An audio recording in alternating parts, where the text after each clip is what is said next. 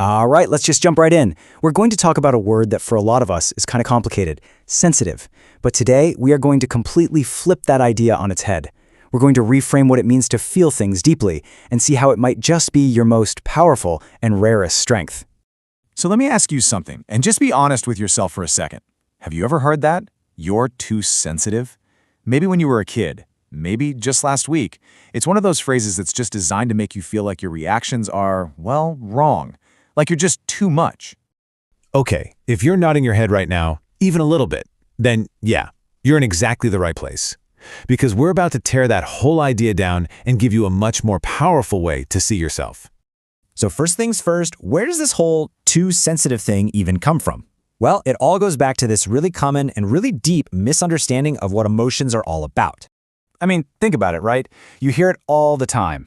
Toughen up. Don't take it so personally. Just get over it. All this messaging basically tells us that feeling things deeply is a problem, a bug in the system that we need to fix. But what if that entire way of thinking is just completely backward? What if the very thing you've been taught to hide is actually the best thing about you? Okay, this is the big shift. This is where we change the game. We're going to take that label of weakness and swap it out for something way more accurate and way more powerful: honesty. You know, there's actually a clinical term for this. It's called high emotional reactivity. And this is so important. It's not a disorder. It is not something wrong with you. It's just a way to describe a nervous system that's highly responsive.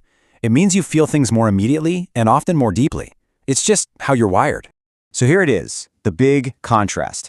The common view says all this reactivity is a weakness, but the new view, the one we're digging into, calls it emotional honesty. It means you have the ability to feel an unfiltered, truthful response to what's happening. It's not an overreaction, it's an honest reaction.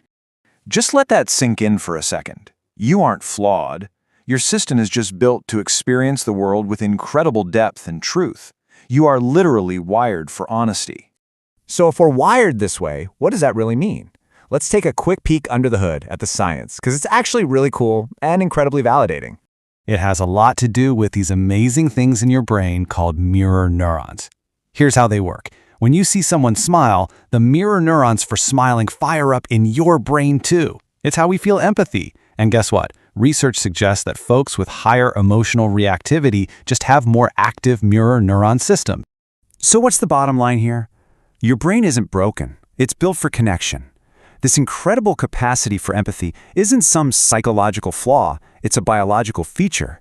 You feel what other people are feeling so intensely because that's exactly what your brain is designed to do. And now we get to the best part. How do we start seeing this trait for what it really is? A massive advantage. Yeah, even a superpower. Let's just run through these. That empathy, it means you're the friend who truly gets it, which helps you build these amazingly deep connections. It also means you live more authentically. Your joy is bigger, your passions are stronger.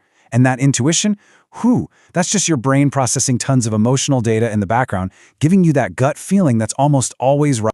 And let's be super clear about this. This is not a one-way ticket to feeling sad all the time. Not at all. The same wiring that lets you feel sorrow deeply also allows you to experience joy, beauty, music, and connection on a level that, honestly, a lot of people just can't access. It's like you're experiencing life in high definition. Okay, so let's bring it all home. It's time to stop thinking of your emotional depth as something you have to manage or apologize for, and start seeing it as something you can truly own. I want to say this as clearly as I can. It is not a flaw. It has never, ever been a flaw. It is a powerful, beautiful, essential part of who you are. The world might have misunderstood it, but that doesn't make it any less true. You know, in a world that often pushes us to be kind of numb, the ability to genuinely feel is becoming more and more rare. So your capacity for emotional honesty isn't just a strength, it is a rare and vital gift. So I'll just leave you with this question to think about.